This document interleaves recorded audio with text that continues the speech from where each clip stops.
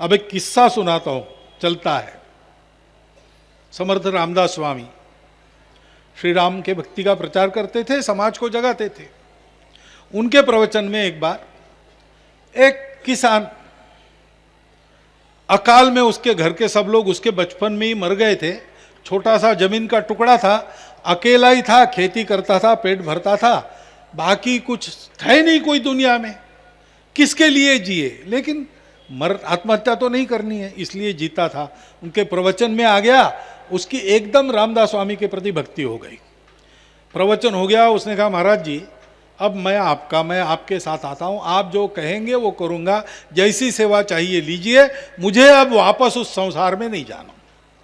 रामदास स्वामी ने कहा चलो। जवान था, ताकतवर था, तो एक सज्जनगढ़ था, उनका स्थान किला है ऊपर पहाड़ पर। उस समय वहां ऊपर पानी नहीं था, नीचे से नदी है, कृष्णा नदी बहती है पहाड़ के नीचे, वहां से पानी भरकर लाना पड़ता था। तो उसको ये काम दे दिया। पढ़ा लिखा कुछ नहीं, शास्त्र जानता नहीं, कुछ मालूम नहीं, ज्ञान नहीं, पुराण मालूम नहीं, वेदों के वचन मालूम नहीं, योग याग तप अष्टांग साधन व्रत दान तप कुछ मालूम नहीं, बस एक भाव है, भक्ति है। रामदास स्वामी तो रोज वो लाता था, सब पानी भर के लाता था। 8 दिन के बाद वो आ गया, महाराज जी मैं ये परिश्रम करता हूं ना, बहुत नींद आती है, एक आध बार मर जाऊंगा मैं नींद में ही, ऐसा लगता है, इसलिए आज ही आपको नमस्कार कर लेता हूं। जाते समय मालूम नहीं मृत्यु फुर्सत देता है कि नहीं। रामदास ने क्या हो गया भाई, तुम मरने की बातें क्यों कर रहे हो?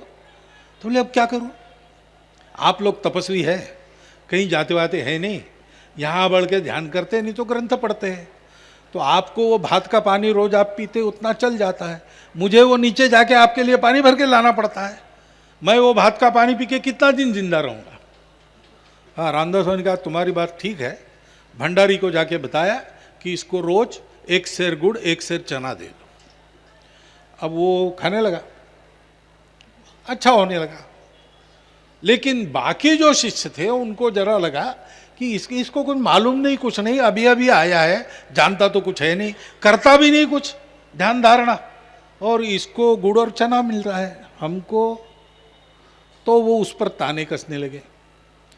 तो रामदास स्वामी के ध्यान में बात आई, तो एक दिन उन्होंने सबको बुलाया कि देखो भाई अब ऐसा है कि मैं काशी यात्रा जाने वाला हूँ और आप सबको साथ लेके जाना चाहता हूँ। कारण क्या है, इस बार मेरे साथ जो काशी चलेगा वो इस जन्म के बाद मुक्त हो जाएगा, उसको पुनर्जन्म नहीं है, तो आप सब लोग मेरे साथ चलो।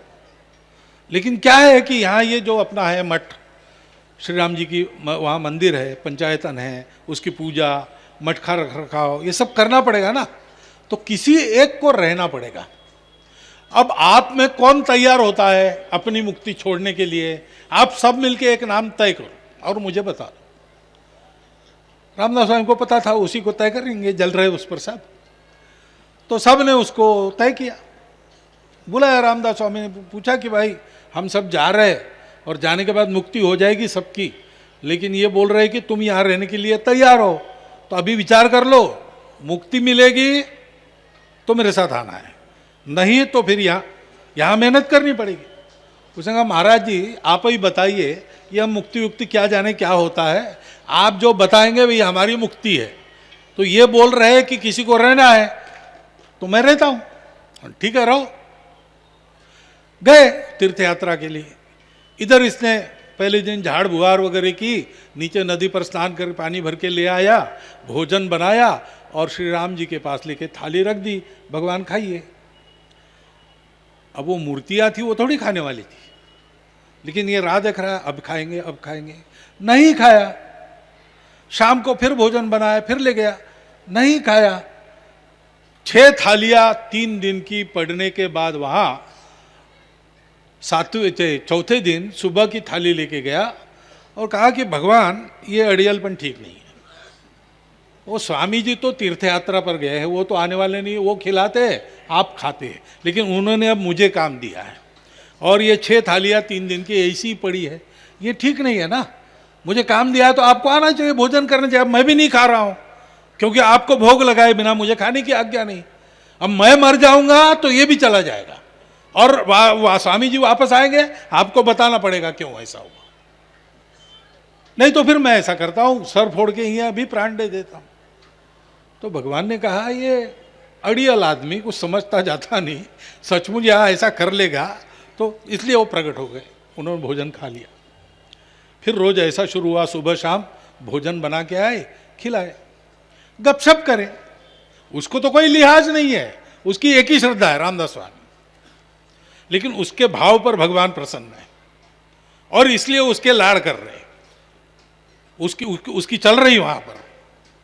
तो गपशप करता था। तो एक दिन उसने कहा कि मैं ये सूखी रोटी वगैरह बनाता हूं, आपको बड़ी अरुचि लगती होगी ना, आपको अयोध्या में सीता जी के हाथ का खाने का है आदत, लेकिन अब क्या, यानी यहाँ तो दूसरा कोई है नहीं, अगर इतनी मेहनत मैं करता हूँ, सब झाड़ बुहार चौकीदारी पानी सब मैं करता हूँ, अगर इन्होंने भोजन बनाया सीता जी ने, तो आपको भी 4 कौर अच्छे मिलेंगे, मुझे भी थोड़ा बहुत प्रसाद का लाभ होगा।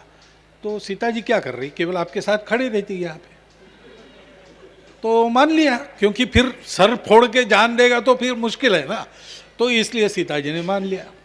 फिर उसने कहा कि लक्ष्मण जी तो रक्षा करते हैं ना आपकी, तो थोड़ा रात का संभाल लें, पहरा वगैरह वगैरह। और हनुमान जी तो आप दोनों को कंधे पर लेकर लड़ाई लड़े, तो इनके कंधे पर बैठकर को नदी पर ले जाते हैं, तो ये भी नहा लेंगे, मैं भी नहा लूंगा, पानी भर के ले आएंगे।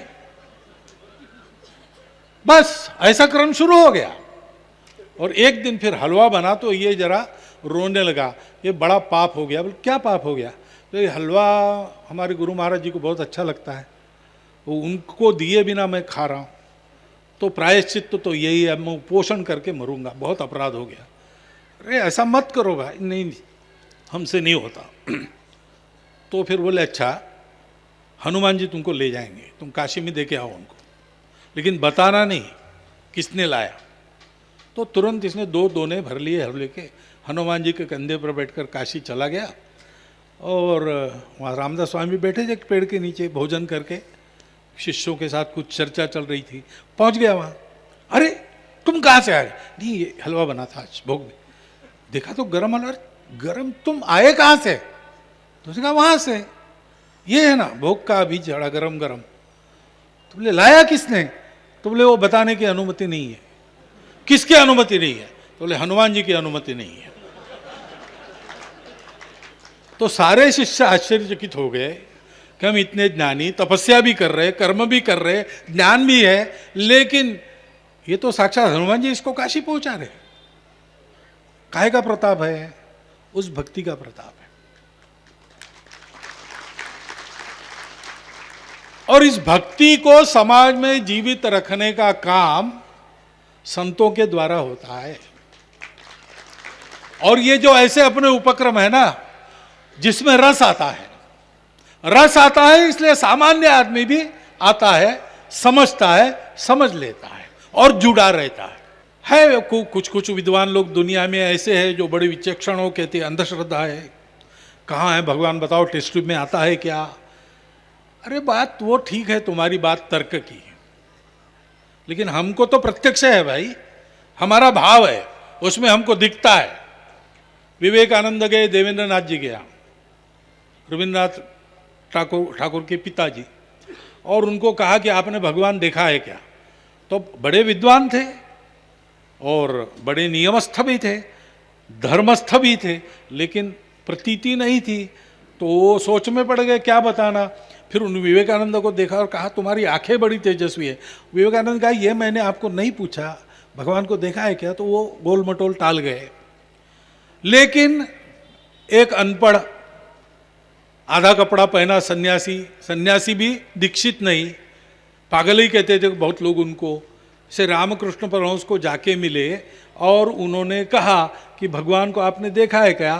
तो वो चौथी पास भी नहीं थे, उन्होंने आत्मविश्वास से कहा देख भगवान को देखा हूँ, देखता हूँ, रोज देखता हूँ, तुमको जैसे देख रहा हूँ ना उससे ज़्यादा स्पष्ट देखता हूँ, उनसे बात भी करता हूँ, और अगर तुम मेरे रास्ते पर चलोगे ना तो तुमको दिखा भी सकता हूँ।